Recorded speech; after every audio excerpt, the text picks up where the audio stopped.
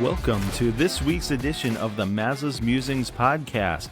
This week we have a really exciting edition. We have Dan Quitério, who's a good friend of mine and also a Disney adult, much like myself, and he is going to be talking about his experiences at the D23 Expo, of course the formal name being D23, the Ultimate Disney Fan Experience. Dan was there in Anaheim, and we've heard a lot of talk about the announcements that came out of D23 related to the parks and movies and things like that, but there was a whole lot more to this event. So Dan was able to experience a lot of different things that maybe you didn't hear as much about, but were just as important and just as meaningful to those who are truly invested in Disney and what Disney has meant to the world.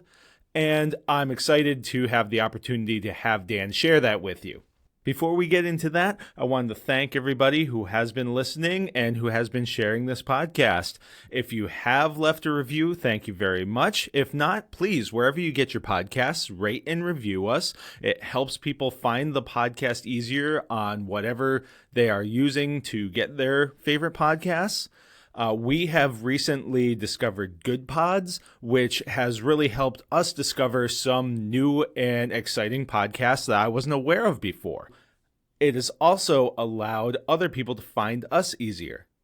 So if you're into podcasts and you're looking for something a little bit different that will help expand your podcast library, so to speak, I suggest checking out Good Pods. Also, you can connect with us on our social media. We have the mazasmusings podcast Facebook page. We are also on Instagram and Threads at mazasmusingspod.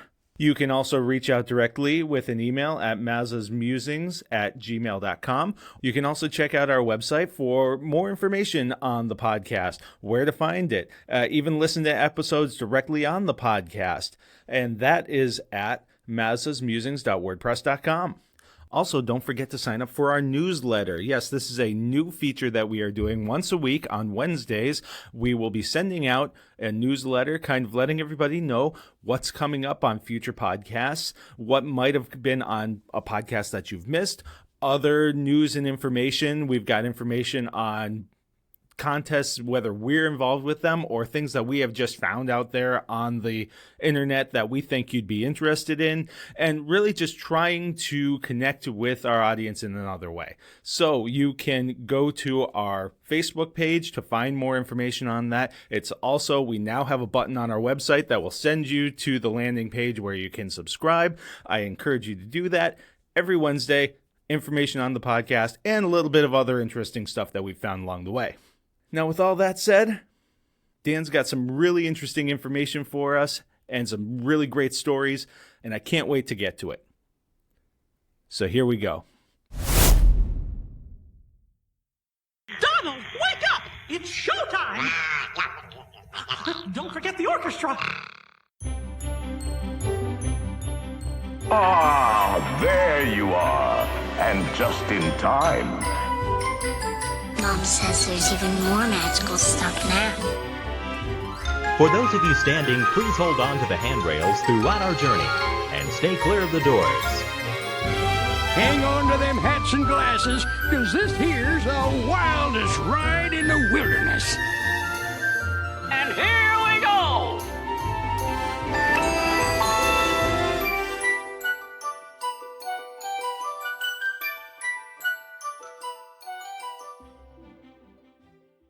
All right. Well, I am here with Dan. I've been very excited to talk with Dan about his recent adventures, which included going to California for the world's longest name for an event, the D23, the Ultimate Fan Experience, or it's the D23 Expo, and also his adventures at Disneyland.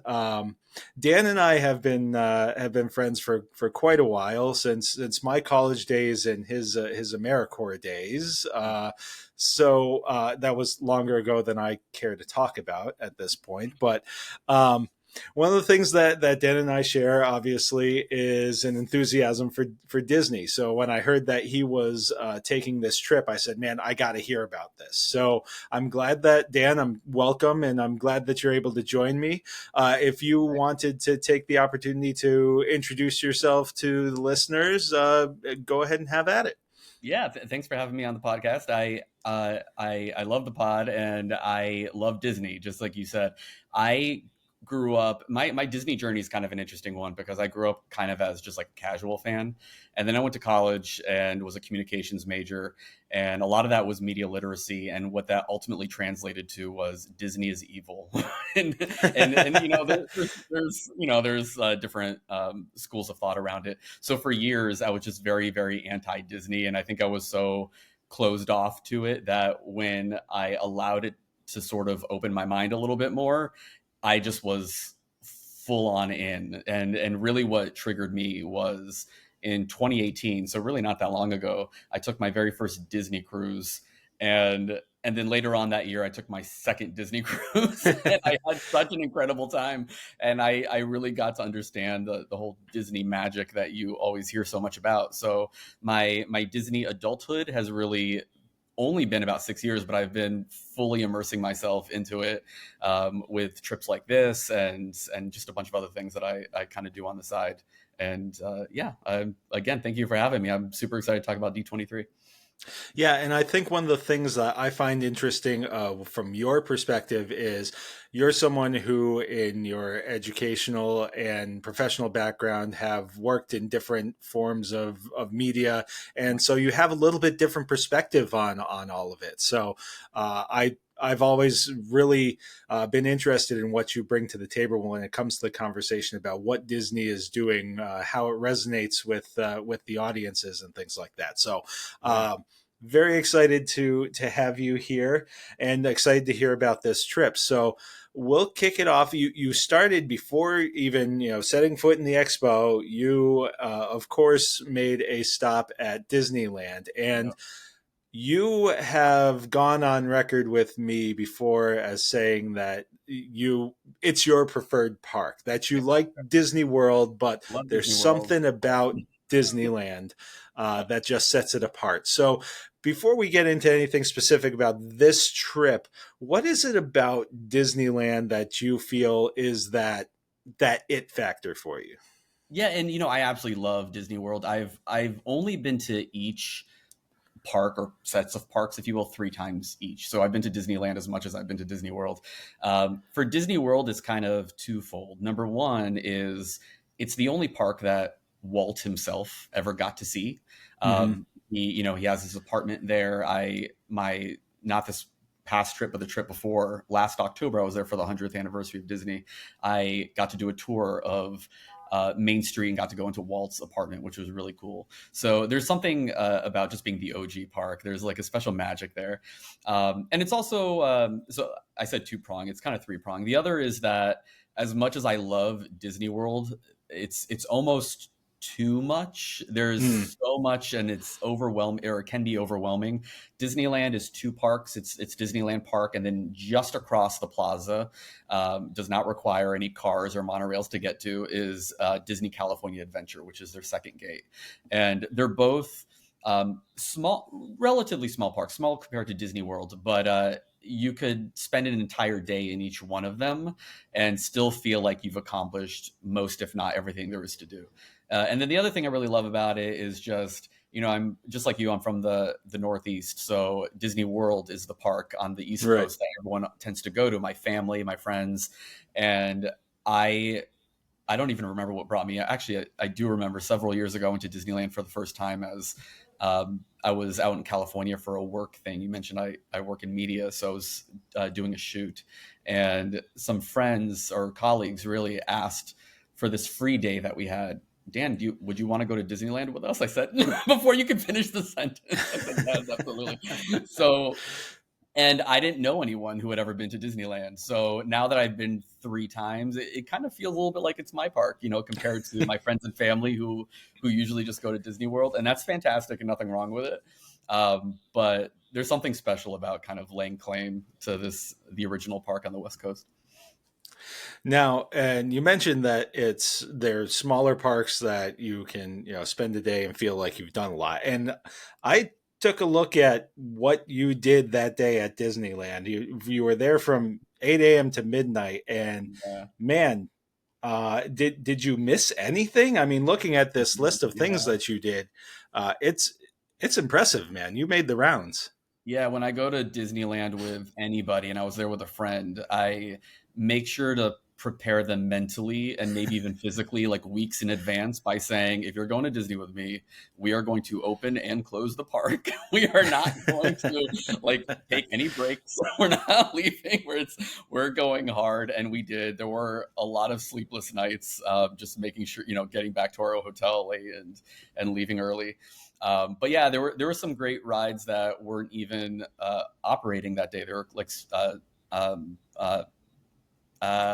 Space Mountain was closed, and it was closed the last time I was there, last October too.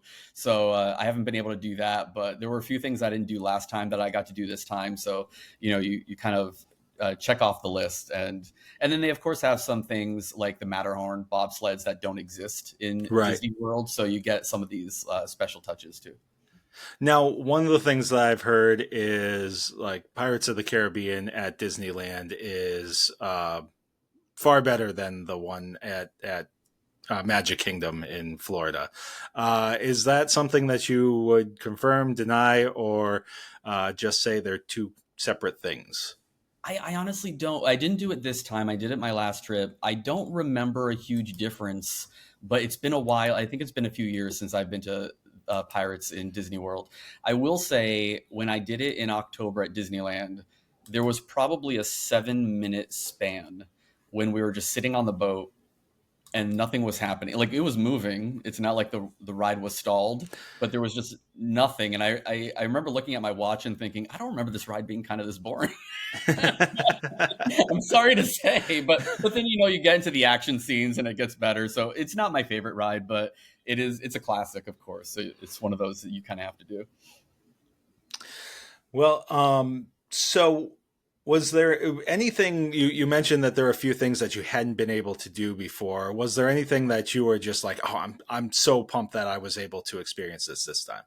Yeah, and it was stuff that was that I think probably most people would consider the boring or the least interesting things. Like, I had, between the two parks, I've never ridden the Mark Twain steamboat, and it was just cool to be on that and do that. And then I think towards the end of our trip, maybe a day or two after we got back, it was announced that in Disney World they're closing Rivers of America. So I imagine the Mark Twain's going to go away in Disney World as they're building a new part of the park there. So that was cool. As far as I know, it's still going to be at Disneyland, but then it seems to me that it will be kind of a Disneyland exclusive attraction. Right. At least in North America. I'm not sure if it exists in the international parks. But like things like that were really cool. And I didn't get to do the Matterhorn this time around. I rode it for the first time in October. That's one of those, if you've never ridden it, where you get off that ride and every part of your body is aching. You're in serious pain, but you had the best time. I think it's one of the original rides, if not original to the park. It's close to, so mid to late 50s it came in, and you kind of get that sense when you're riding it, but it's so much fun. You got to do it. All right. So as far as your second day was your first day at the expo. And I found it a little bit funny because one of the things that you noted was lines. And I was just like, is it first time at a Disney Disney kind of thing? But right. It seems like obviously maybe for someone who hasn't been to this kind of event, I know that listening to another podcast that I'm a fan of, the Hyperion Adventures podcast, they said pack your patience. That you'll have a great time at the expo, but pack your patience. So what were your impressions that first day? I know the lines I'm mentioning, but it sounds like you did have a couple of fun experiences as well. Yeah, the first day to the second day were like night and day in terms of my impressions, and mostly because by the time the second day came around, I had experienced the first day, so I had a better idea of what to expect. I had, as I mentioned, I'd never been to D23 before. I'd heard of it. I'd followed the news from it the last several years, like any Disney fan does. And I didn't quite know what to experience. I've only been to one Comic Con before, and it was New York Comic Con. It wasn't San Diego. The New York is pretty substantial, but San Diego is obviously the huge one. So, and it's also Disney. Like, to your point and the point of others who commented on my Facebook post when I talked about that was like, have you never been to a Disney event before? By the doors were supposed to open at 9. They mostly open around 9:20, 9:30 each day. And I will say within the first half hour of the doors opening, I've already been in 3 lines and I hadn't done anything yet. So yes, I've been to Disney parks. I know what it's like to wait in lines. I've stood in line for Star Wars Rise of the Resistance for over 2 hours before. I have pretty good patience, but this time it's like you first go in. It's in Anaheim at the Anaheim Convention Center, which is a large convention center, and you're going through security first. That's your first line and they're very, very thorough. You know, I was grateful to the work that they were doing and safety and all that. They definitely go through every square inch of your bags. And once you're cleared through that line, you wait in another line before the gates, the doors of the convention center actually open. They said no one is allowed to line up before 4:30 a.m. I was not going to do that. I got there at like 8 a.m. or so, an hour before. That first day, there had to have been thousands of people ahead of me, even though I'd gotten there an hour before the doors were opening. And it was an extremely hot day, and they had us waiting outdoors. They wouldn't allow us into like an inside waiting area. They did eventually for the second and third day, but for that first day, it was really hot. They had told us you're not allowed to bring food or drink. It wasn't until after we were already in the line that they said, oh, you could have brought water. But they didn't tell us that in advance. And they didn't have water either. So it was just a very miserable time waiting to get in. And then once we finally did get in, you're immediately rushing to panels, or like if you could walk the floor, of course, and there's a lot to do, and there's a lot of lines on the floor. But if you want to get to a panel, you usually have to get in line 30 to 45 minutes early, if not earlier than that, depending on the popularity of the panel. And then you're waiting in that line before that event starts. So yeah, it was just a lot of lines. The floor I just mentioned has there's a lot of really cool stuff to see there, a lot of different Disney and Disney adjacent properties. So like Hulu had a big elaborate booth. There was a big one for Avatar. A lot of sponsors were there. ESPN was there. And every one of them had, except for ESPN, where I never saw a single person. They had probably more floor space than any other booth, but I never saw anyone in that booth. I know you're a big sports fan, Chris. I feel like in the Venn diagram of sports fans and Disney fans, you're in that sliver that's in between. It became clear to me walking through all 3 days, passing that empty ESPN zone, that there aren't a lot of sports fans apparently who are also Disney fans. But yeah, so many lines on the floor, and the lines were often colliding into each other, and you couldn't really tell, is this line for that or that? It wasn't always clear. Signage wasn't really helpful or present. So that just made things complicated, even to shop. To get into any of the shops, you had to join a virtual queue. You could join starting at 4 a.m. or 1 p.m. And, you know, I was there on my phone at 1 p.m., I think the second day. And you try to refresh thinking maybe you can get in a minute earlier and kind of like cheat the system or whatever. But there's always a note saying, nah, you have to wait until exactly 1 p.m. So as soon as my phone said 1 p.m., I clicked the button. Within a nanosecond, queue's already full. And my friend had the exact same experience. So like you had to wait in virtual lines to even shop. It was kind of funny because Disney, of course, you know, it likes to charge for things. Right. And here's a situation where it's like they don't even want my money to buy stuff. So I bought pretty much nothing the entire time I was there. Eventually they got rid of the virtual queues and they had standby lines, so more lines. But yeah, lots of lines. So you were able to get into a couple panels. Was there anything that you really walked away from with a good feeling?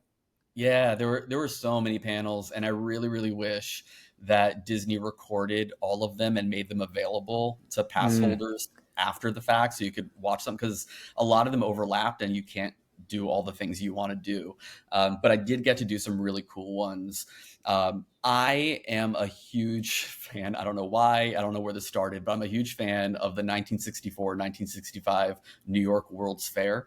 And Disney, for anyone who's listening who may not be aware, Disney had a very important presence at this fair. That's where they debuted 4 rides. 3 of them are still with us. That's where It's a Small World started. That's where Carousel of Progress started.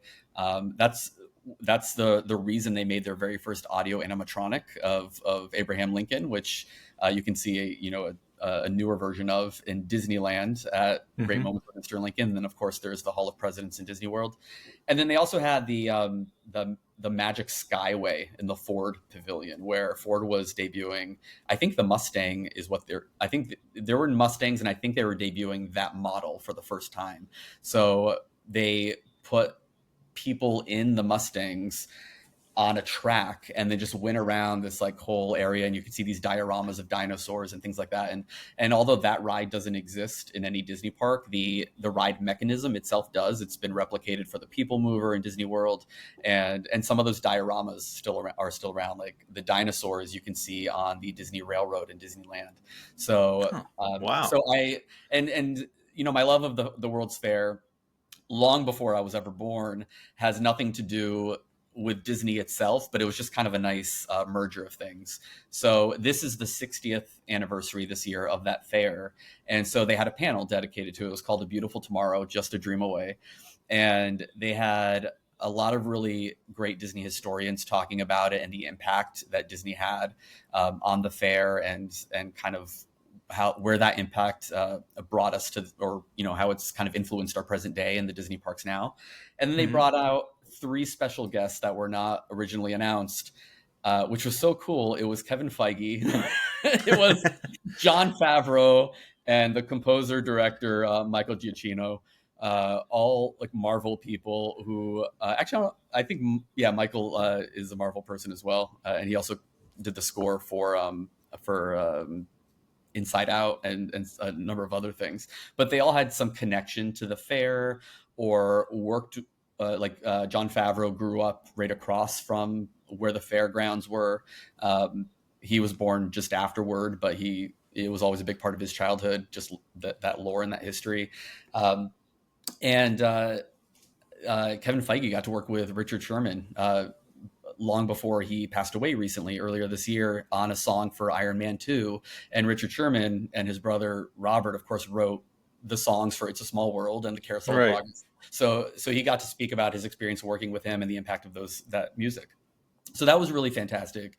There was also, you couldn't really throw a rock and not hit something that was related to the Sherman brothers in one way or another. That they were definitely very much present, especially because of Richard's recent passing earlier this year. So they did this program that they planned, I guess, relatively last minute. It wasn't something that they had planned years in advance, but it was a celebration of his life called Jolly Holiday, a D23 musical celebration of Richard M. Sherman.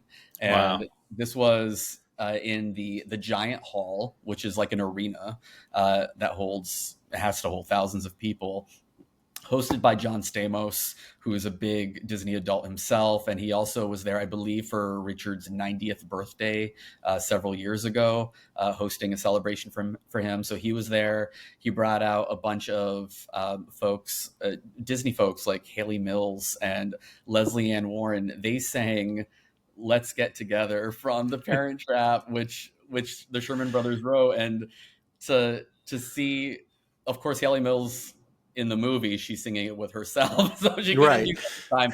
They brought in Leslie Ann Warren, who's been in several Disney movies, and she duetted with her.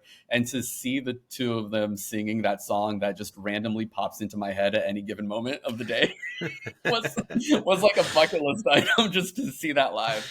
Darren Criss was there. He was performing a song from the Jungle Book that they wrote.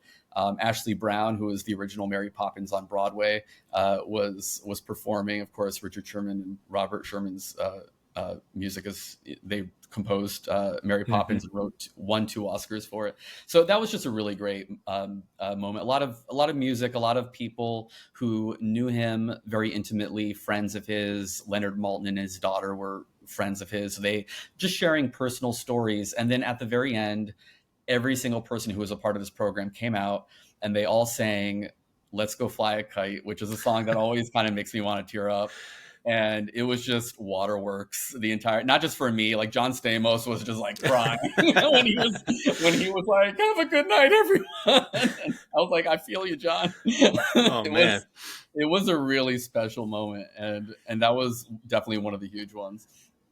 There's a lot of others I could talk about. But one very quickly I'll say is there was another one called Walt's Dream Factory, a cinemagical history of the Disney Studios. And this was basically a virtual tour of the Walt Disney Studios and talking about all the different buildings and what happened in those buildings. And the reason this was so cool to me was because separate from D23, the day we flew back home that morning, we got to tour Walt Disney Studios. So seeing the very buildings that I had seen in this program just days earlier was pretty fantastic. And that's not an easy tour to book either. I think it's only available to D23 members and it sells out fast. So I was super excited to get those tickets.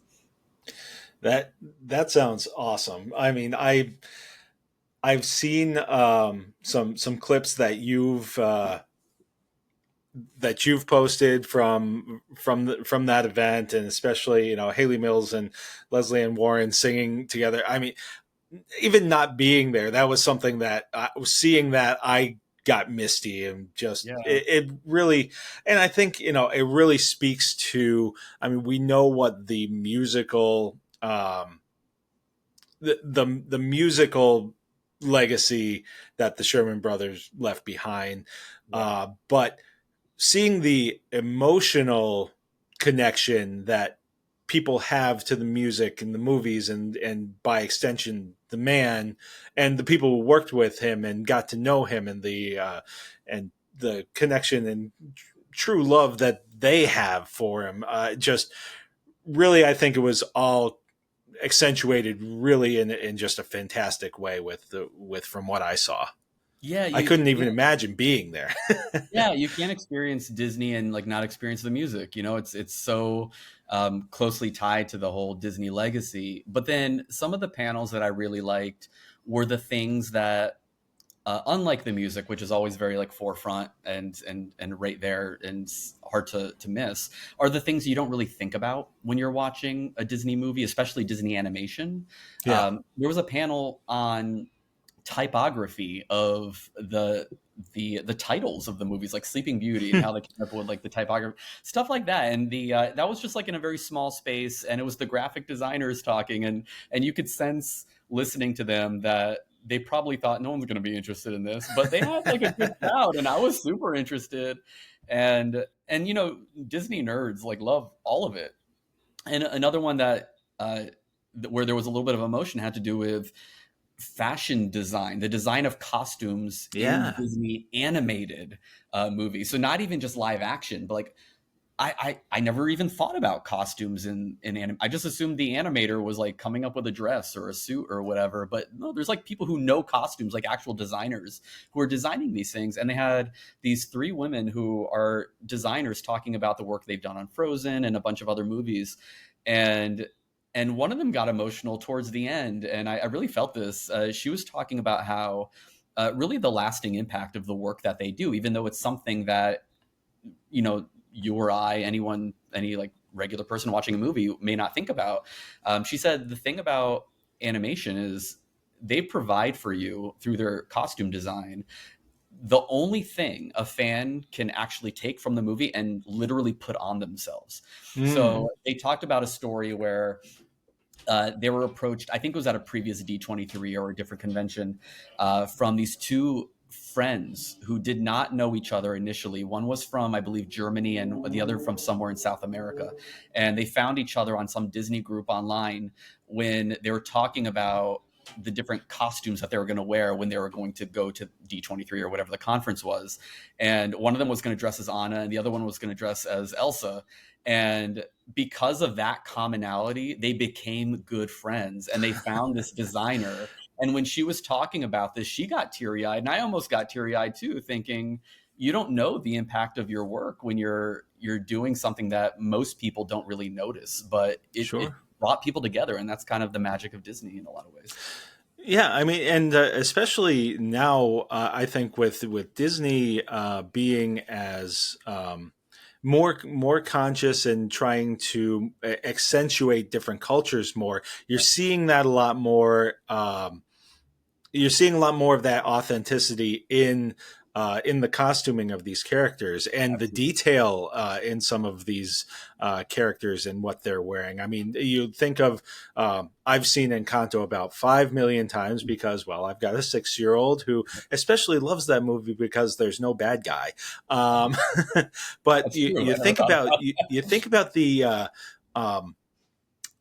level of detail there is, like in Mirabelle's dress, and the just the way that they have been able to translate real world culture in such a unique way, and in a way that helps people understand and appreciate these things in a different way and a more authentic way is very cool. Yeah, it's all in the details. That's why Disney's so great. And they talked a little bit about that too. The trips that they would do, going to Norway to scout out for Frozen, see how people dress. And that goes back to Walt's days in the 1940s when Walt and El Grupo went down to South America for I think it was like 3 or 4 months to get a better sense of their culture and what they're wearing and how they and how they act and speak and all of that. And that eventually turned into a couple of movies. They actually had a panel on that too, but I unfortunately wasn't able to attend it. But that was another one that I'm sure would have been cool. Yeah, and that's something actually I was just listening to a podcast. I mentioned the Hyperion Adventures before. They just did a podcast where they talked with a group, the Hyperion Historical Alliance, who just did a monograph on that trip. And it was there's a lot of getting back to this conversation about authenticity of culture and things like that, and a really interesting discussion that they had about the significance of that, not only for the company but U.S. relationships with that portion of the world. And we're getting a little off topic here, but there's a lot of these little these things that Disney nerds like you and me love to dive into. And I think that things like the expo allow that to happen and allow access to things that I would think you normally wouldn't have ready access to. Absolutely. And very quickly on El Grupo, I will mention, if anyone who's listening isn't aware, there's a really great documentary on Disney Plus called Walt and El Grupo that's all about this trip. And you're right, it was kind of like a diplomacy mission also. So it speaks to the, kind of what I was saying with the costumes, Disney kind of bringing people together in this way that is kind of rare, and especially for a brand. I work in marketing, so I'm used to brand work, and it's hard to think of a lot of other brands that have the power to be able to do that, bringing people together from completely different backgrounds, who might otherwise have absolutely nothing in common, but they have this in common, and this is the thing that kind of melds them together. And there's definitely a lot of that you see at D23. They have these meetups. Of course, everyone's decked out. I did a little bit of my own Disney bounding, but I did not do anything crazy like a huge Prince costume or anything like that. But they definitely had a lot of people walking around like that. And they had meetups specifically for those people. They had the Mouse Parade, which is the costume contest. But then they had these meetups where I didn't go to them because I wasn't dressed in this kind of way, but I think they were even themed, if I'm not mistaken. Like there may have been one that was like the Disney villain meetup, where all the people dressed like villains can get together and just take photos with each other and kind of get to know each other. And I just thought that was really cool. Just they're kind of both actively and also passively bringing people together in a fun way. Now, one of the things that you said that you were able to attend and be a part of was the Legends Ceremony. Yeah. And I can see by the smile on your face that obviously that's a big deal. But talk a little bit about that and your impressions of that. And was there anything in particular that was a big takeaway for you? Yeah, and I won't go into the details of getting the tickets to D23. I will, because that's its own challenge. I will say that I went in, and this is one of those things where, again, I'm a relatively new Disney adult, so there's a lot that I'm learning as I'm going along. But there's people who have been doing this for years and years, and they write blogs about it. And a lot of people, I think, from kind of my experience, kind of keep things close to the chest too. I think so that other people won't learn their tips and tricks. So I went in with an idea of the kind of ticket I wanted, which was the 3-day pass for the convention center, which also included all 3 nights at the Honda Center. This was the first year at D23 where they did the big showcases and the Legend Ceremony at an actual arena and not in the convention center itself. So those tickets sold out the fastest. And by the time I was again, it was a virtual queue. So by the time I was let in, they were all already gone. So long story short, we ended up with too many tickets and we had to sell a couple. But the one thing I really wanted to do, I wanted to do the 3 days of the convention center, but of the night events, the one thing I wanted to do more than anything, more than the showcases, was the Legends Ceremony. Like I'm sure a lot of people who listen to the podcast, I devoured the Imagineering story. I devoured Behind the Attraction on Disney Plus, and just watching those, the Imagineers are like superheroes to me. In fact, actually, just 2 days ago, I think, or yesterday, I went and picked up the Imagineering story. Awesome. Which is, I'm probably not going to read it anytime soon because you can see how thick it is. But this is the book that the Imagineering story docuseries is based on. And I didn't have that prepped. It just happened to be sitting right next to me. And Joe Rohde was one of the people who was being inducted, and he is the Imagineer. If anyone who's seen those series would be familiar with, he concepted Animal Kingdom. He, along with her name is escaping me at the moment, but some other folks put together Aulani, the Disney resort in Hawaii, which is another huge bucket list item for me.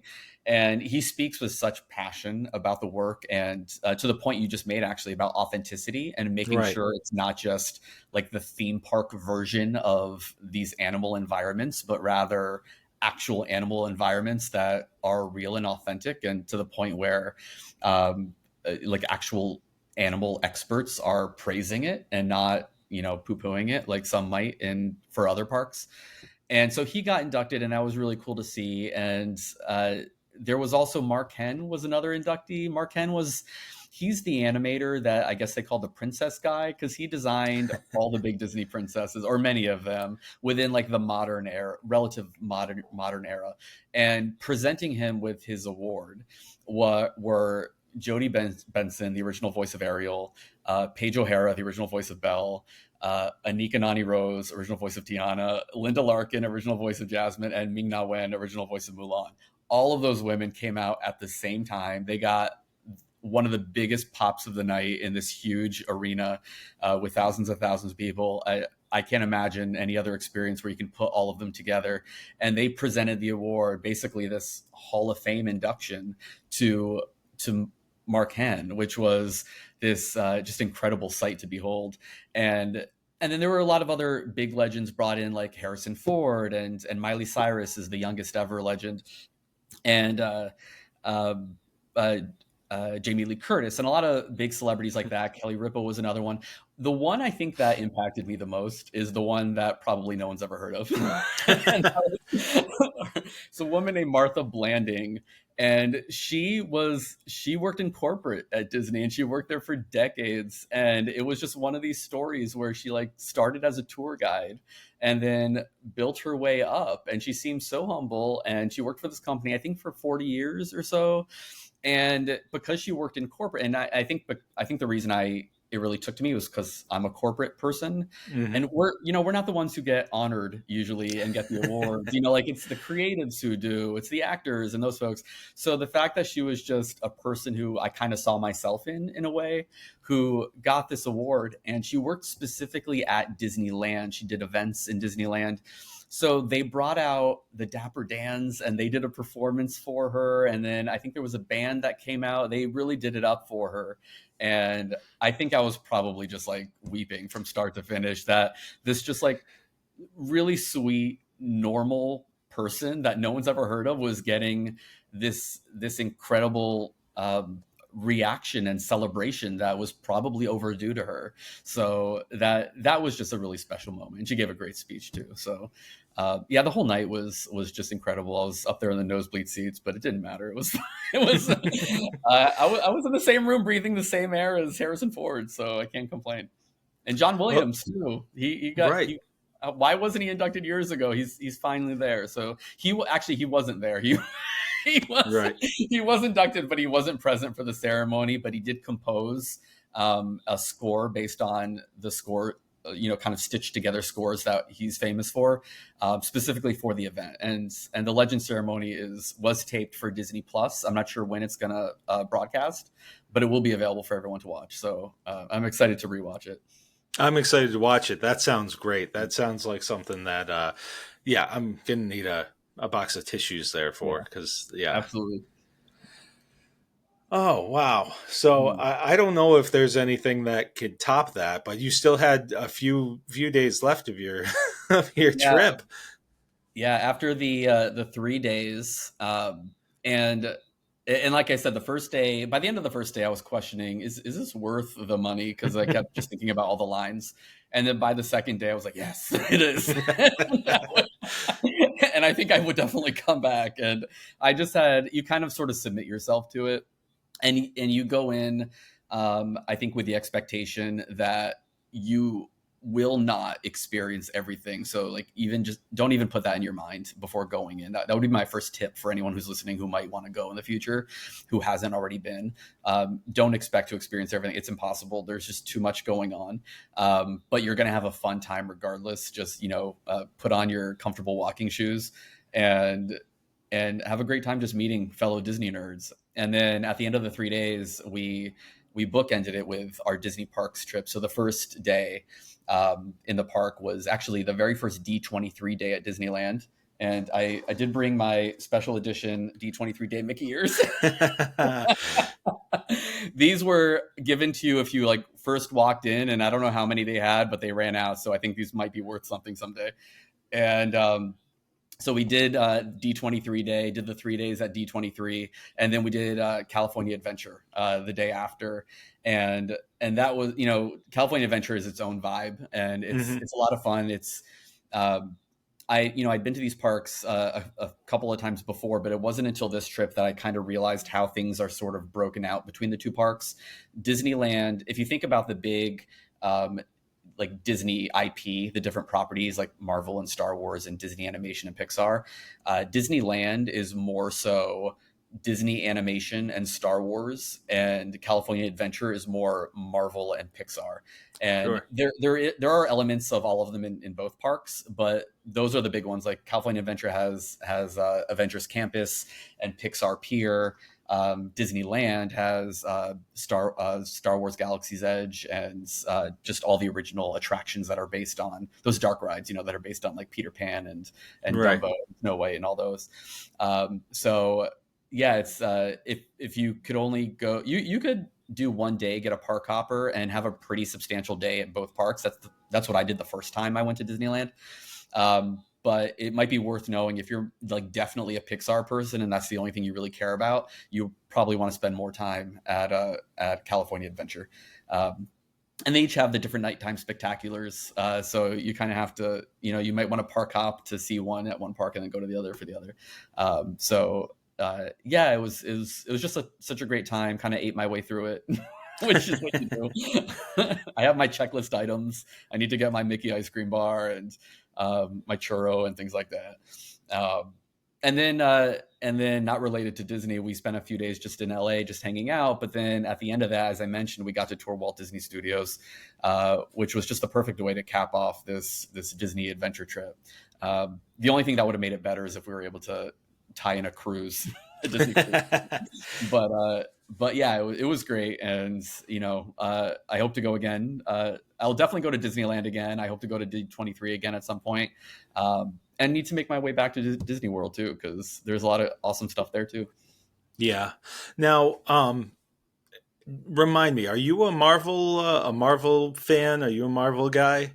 I'm a Marvel guy, but I'm not a Marvel super fan. Marvel was one of my pandemic projects where every day I watched a different Marvel movie. Before that, it only seen maybe one or two. So I've seen them all, and I've seen them all in timeline order. And usually after I watch a Marvel movie or TV series, I go to Wikipedia and read the summary to read what I just watched, to kind of round out my knowledge, because I'm not, some of it is over my head. So I do enjoy it, but I'm not like a scholar or anything like that. Sure. I was just wondering how the Marvel campus, stacks up, and if it met any expectations you had. Yeah, it's pretty cool. It feels very, it feels like a lot of cement, because I think that's kind of the Marvel feel in a way. If you think about, it's not like fantastical, obviously, like Disney or Pixar would be. So it feels a little bit more modern, and they're very big. They do have a few cool rides. One of the cool rides they have is the Web Slingers ride, the Spider-Man ride, which is similar. It's an interactive ride, kind of similar to like Buzz Lightyear's Astro Blasters or Toy Story Mania. You're literally doing this motion, for anyone. I think there may be video, but for anyone who can't see, I'm doing the Spider-Man web slinging motion, and you're trying to sling webs at these robotic spiders that are kind of just crawling all over and basically devastating the world, because they're reproducing at a rapid rate. So you need to capture them. So it's a fun ride. It's also a workout. I've done it now twice, and my arms are ready to just break off by the time I'm done with it. But the thing that really stands out to me about the Avengers Campus is they do a lot of environmental shows. So they'll have like Spider-Man come out and do kind of like a stunty kind of show. They'll do the same thing with Black Widow, kind of like a stunt fight choreography spectacular. The last time I was there in October, I saw this really cool show with Doctor Strange, and there was another one with that was Black Panther related. So yeah, they do a lot of that where the characters are kind of just walking around and showing you some of their like tricks of the trade, if you will, like the moves that they do, and you can kind of learn or just watch. But yeah, it's a lot of fun. It's a great place for photo ops if you're looking for Marvel characters, because I don't know if you'll find them in many other places. Now, one thing that I've heard, and I'm not sure if it's just more legend than anything, but I've heard that while character meets at Disney World are very much a queue situation, and they appear in this place and you wait in line and see them, that there's more of an organic kind of feel to, and just more characters out in the park at Disneyland. Is that legend? Has that been your experience, or is that is there truth to that? It hasn't totally been my experience. You'll see, like what I just described of those environmental things. When those characters are done, they may walk around a little bit, to go backstage or whatnot. And you might be able to stop them and shake their hand or something. But there are definitely a lot of queues. Some of them are out in the open. Certain characters like Stitch, for example, or someone like that, you might see out in the open, but there is a line to take a photo and hug Stitch. But then there are some like Mickey and Minnie. One thing Disneyland has that I don't believe is in Disney World is Mickey's Toontown. That's one of their lands. And so that's where Mickey's and Minnie's houses are. So they're in the houses, so you have to line up to get in there. And the app, just like the rides and attractions, the app will tell you how long the wait is, and you can wait to see them inside, but you don't really see them so much walking around. There may be certain events like the nighttime spectaculars where you may see them out. And I remember back in October, at the end of the day, and I thought this was super smart, as a way of kind of luring people to the exits to get them to go. They had Mickey and Pluto right at the exit doing this like act kind of thing. So the idea was like, oh, it's Mickey and Pluto, let's go watch them, which means I need to walk closer to the exit to do that. So I thought that was so smart. So there are some things like that, but they're everything that I've seen has been either a line or it's been tied to some sort of performance. So I haven't really seen them just kind of walking around casually. Maybe that exists. I just haven't noticed it. Yeah, and I'm just trying. Whenever I have the opportunity to talk to somebody who's been to Disneyland, one of my sisters absolutely loves Disneyland. She swears up and down that Disneyland is the better park, and I'm not trying to determine what's better or anything like that, but I always like to see what one offers that the other doesn't. One thing that did you experience the Halloween overlay for Haunted Mansion? Now, and I'm asking this. We Eileen and I were able to do the Halloween party at Magic Kingdom, so there are a couple of special things there. There was a special, like basically, it wasn't that much different, but Space Mountain was completely in the dark. Like there weren't the stars or anything. You were just completely in the dark. And they had a special thing in the cemetery outside of Haunted Mansion where they had ghosts there who were interacting with the people in the queue and things like that. So I've heard about the Haunted Mansion overlay in Disneyland and was wondering if that was something that was happening when you were there. It was, yeah, and I was there in early to mid August, and it's all set up already. So I think they have it up for about 6 months before because it's such a popular thing. And when they do it, and when I was there last October, obviously it was also the overlay.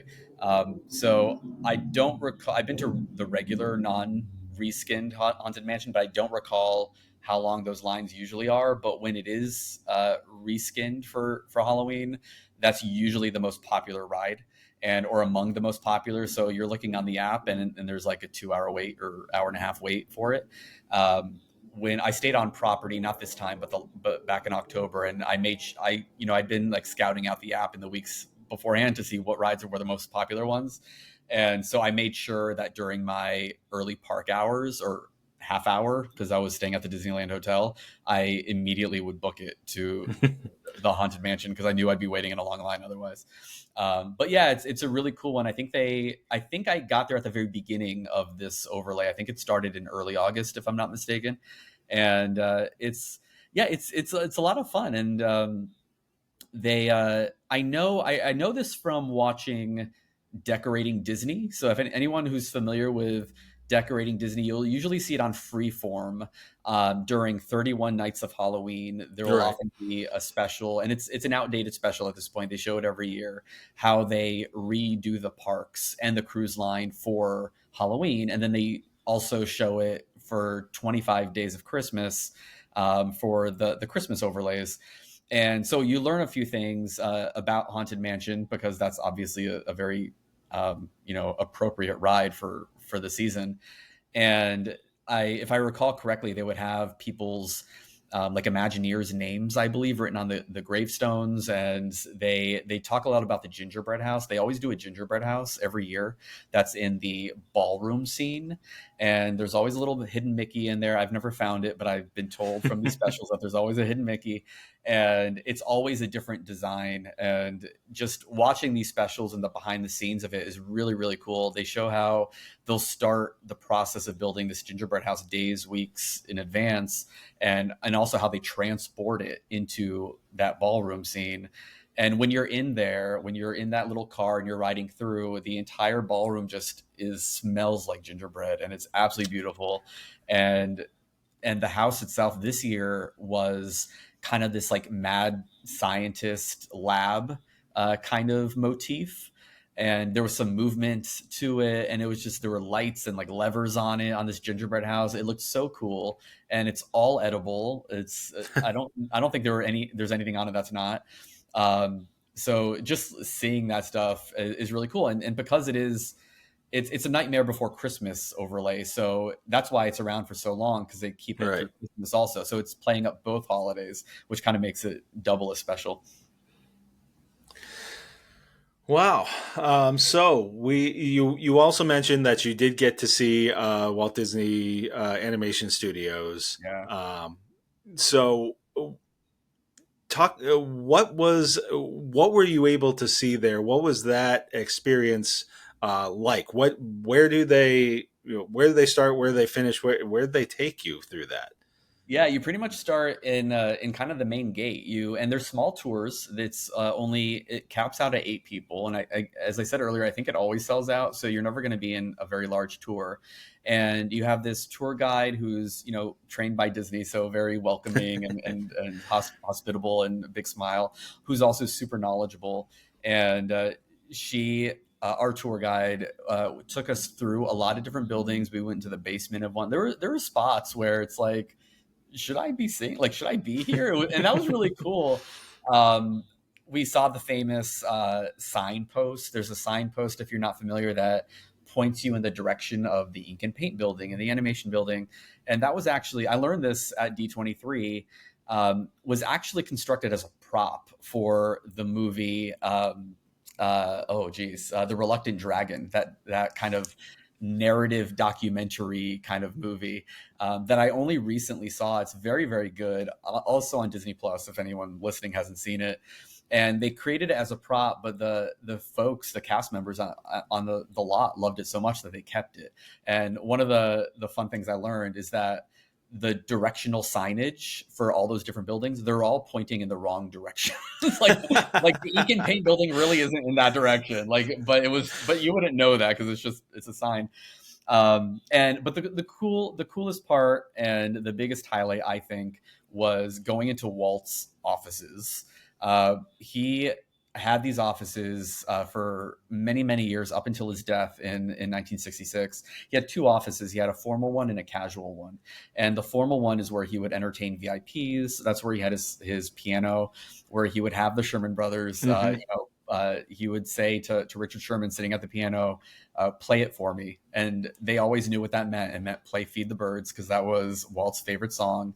And he would listen and, I've seen like photos of him listening and staring out the window in this like very like magical way, like probably conceiving some incredible idea in that moment. And so we got to see all of this original stuff. It's mostly original. And then we got to see his more casual office. I forgot what they called it, but there's a kitchen there. It's fully stocked with V8 and Spam, which were things that he really loved to eat and drink. So that was a really cool thing. Like, there were some details that were really fun, like his desk in that casual office. You would immediately notice when you walk in that it's kind of low to the ground, and no desk is normally that low. And you wonder, why is that? And she explained to us it's because he wanted it so that everyone that he's working with could easily gather around and look down at the plans of whatever it was that they were designing. So those little details that they really thought through were just incredible. They did the same thing with designing animation desks. We got to see some of those, or one of those as well, where they think about what is the optimal design for an animation desk so that it's comfortable for the animator. There's a building that has the animation building, which is the building where his offices are in, has these sort of 8 prongs. It's kind of designed in a funny way. And the reason for that was to let in the light so that all the different areas of the building can get like equal access to light, because that's better for animators. They talked about how, and actually, I think this may have been at D23 during that panel specifically about Walt's Dream Factory, his studio, how if you look at an aerial view of the entire studio, it's kind of off kilter. It's almost at a diagonal.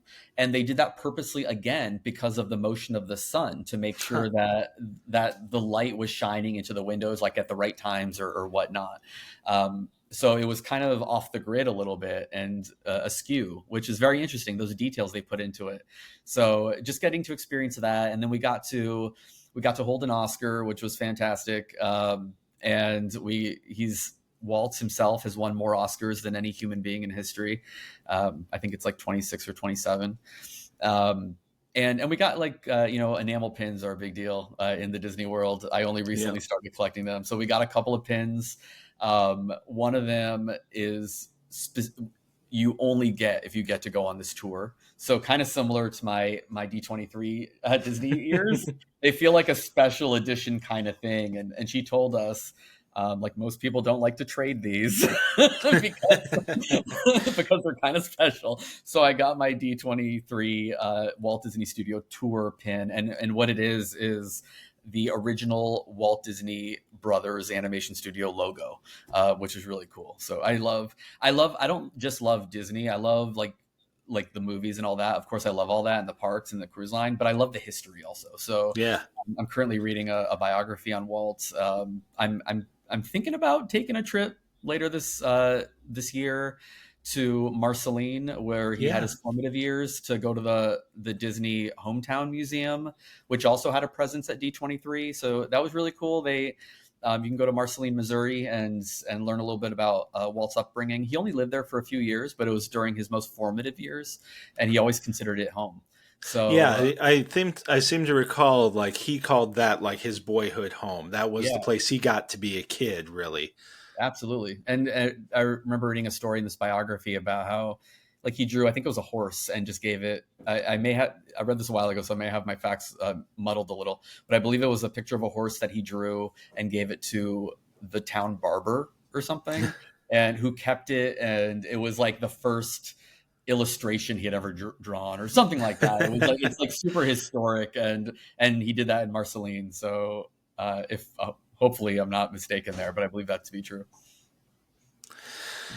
All right. Well, it sounds like you packed a heck of a lot into this trip, a lot of great memories. Yeah. Is there anything that we haven't touched on, or anything that, as you were talking, was just, I forgot about that you would want to mention? One thing, while you're thinking about that, I love that tidbit about the desk. Because it really speaks to me a lot to, Walt Disney's name is on everything, but there was such a spirit of collaboration, with not only with the studios, but with everything that he did. He was looking to get the best and the brightest. And there was never a time where I think, listening to other people talk about having worked with Walt, or having talked with people who have worked with Walt, that he operated like he knew it all, and that there wasn't going to be any debate on something. There may be something that he would have wanted, but he would put it out there to his team to, he put his faith in them to figure it out. And put his faith in them. He never gave them an assignment that he didn't think that together they'd be able to solve. And so that story to me is just so emblematic of that entire spirit. Yeah, Walt had great vision, but he also had the right mindset to surround himself by other people, I think, who also had great vision and knew, when an idea was a good idea versus a bad idea. And I think they collaboratively worked on it together. And kind of one of the examples of that, going back to the World's Fair, is It's a Small World. I remember learning about this recently, how they only had like 8 or 9 months to build it. It was towards the end. They had spent a long time working on the previous projects, and the Imagineers immediately wrote it off and said, no, we can't do this. And Walt said, no, we absolutely can do this. And he worked with them together to problem solve, to pull this thing together. And then of course worked with the Sherman Brothers to create that iconic song. And now we have it to enjoy. And I believe it's the only ride, or one of the few rides that I believe is in all 12 Disney parks around the world. There may be one that doesn't have it actually, but it is so well known and iconic that if not for Walt's kind of driving that forward and bringing the right people together to make it happen, we wouldn't have that. To answer your question, one other thing that stood out to me, and it ties back to the World's Fair, is that Ford ride, the Magic Skyway with the Mustangs. they had this really cool display of, I don't remember how many, I think it was a couple dozen cars from Disney movies that were there, or not just movies, but movies, TV shows, just these iconic cars. They had the A-Team van. I don't know if you remember the A-Team van. Like, I grew up watching the A-Team. It was that black van with a red stripe that was there. They had the Muppets, Dr. Teeth and the Electric Mayhem. Their van was there from Muppets Mayhem, the TV show. So there was a lot of really cool cars, but the one that really stood out to me, and actually the one that was kind of on a podium, which was interesting, was an original Mustang from that 1964-65 World's Fair ride. And I learned that what they did, and it was during that panel on this, when they were done with the ride, they took those cars. They didn't have motors in them because they would have been too heavy, so they took the motors out. But they put motors back in them, and then they just sold them. so you couldn't, like, there might be people out there now who own like a car that was a part of this ride and had like no mileage on it or very little mileage on it. But that car, just seeing that, it's a classic 1966, I guess, Mustang convertible. We may have seen them before, but just knowing the history that's tied to that car, and it was a part of not just Disney history, but that World's Fair history that is just so cool. And I got to tour those. I live in New York City, so I got to tour those fairgrounds. Which is Flushing Meadows Corona Park in Queens. I did that a week or two before this Disney trip, so it tied everything nicely together. Now, you talking about kind of connected with the World's Fair and Small World, kind of circling back to that collaboration thing that we were talking about, was a story that I recall is that Walt originally wanted this to be something that was that was playing different countries' national anthems. Yeah. And it was, it may have been the Sherman Brothers themselves who came to him and said, "You're just going to have like this just mess of sound if you do that. We need to have something that, that ties this together musically." Mm-hmm. So, that was another, the Sherman Brothers came up with, basically, love it or hate it, it's one of the most iconic, iconic songs, in entertainment, period. You don't have to be a Disney aficionado to hear that song and know exactly what it is and know the words to it. Yeah, it's a smart song too. Yeah, you're right. They came forward and said it needs to be around. That's the only way this can kind of work and not be this cacophony of all the different national anthems. So they wrote this song, and I just think it's got multiple layers to it, and that's why I'm on the love it side of it, because the more you think about it, or the more I think about it, the smarter I think it is, because it's a small world means so many different things. On the surface, it's a children's ride. It's children of the world. The reason it was created for the World's Fair, it was for the Pepsi Pavilion. Pepsi was, I believe, a sponsor of UNICEF. There was some tie with Pepsi and UNICEF, and they wanted to do a ride that had to do with the children of the world to tie back to UNICEF. So this is what they came up with. And so it's the small children, but then also when you're going through the boat and you're going into all these different rooms, it's all contained. You're not literally traveling around the world. You're in a building. Everything is kind of brought together, and it kind of is emblematic of the idea of the smallness of the world. We have people, right, representatives, even though they're animatronics, they're still representatives from all these different countries that are kind of brought together. So they're small, they're children, but it's a small world. We kind of like that. Going back to that, the idea of the costumes and those fans from Germany and South America coming together. And that's, again, it's that magic of Disney, is just the power to make the world smaller and bring people together. It's, like I said earlier, I can't think of any other brand that has that magic. So when I kind of submitted myself finally to all of this and started thinking about it and all the different layers of it, is when I just kind of all exploded in my mind, and where the Disney adulthood and fandom really started to explode. So I think now I'm hooked. I'm stuck. I'm not going anywhere. Disney is in my blood at this point, and yeah, and I'm all the better for it. Well, I think that is as good a place as any for us to wrap up, because I mean, I think we're in such sync about our appreciation, not only for the movies and for the parks or whatever, but the history into what went into all this, the history of the man, the company, and just the process too. And there's so many interesting stories about all of the different people that were involved with making the Disney companies, all these Disney properties, what they are, where I feel like you're always learning something new, and there's always an interesting aspect or an interesting story to learn. And I always feel like I'm always joyful to learn something else. And sitting here with you today, and hearing some of your experiences from the expo and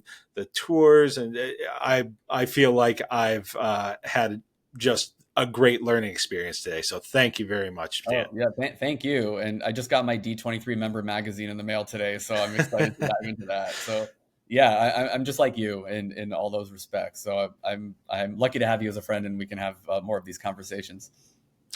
All righty. Well, on top of everything else, you've given us all a pretty substantial reading and viewing list on Disney Plus. So thank you for that as well, and thank you very much for joining me. This was a blast.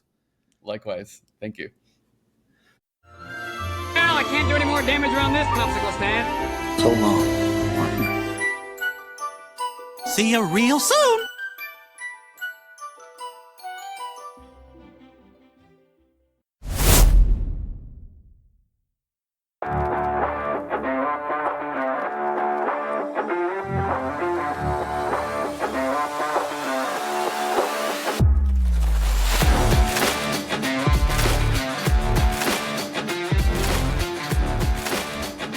Well, thanks very much for listening to this episode. That was a ton of fun. Dan had so much insight and so many great stories to share from D23.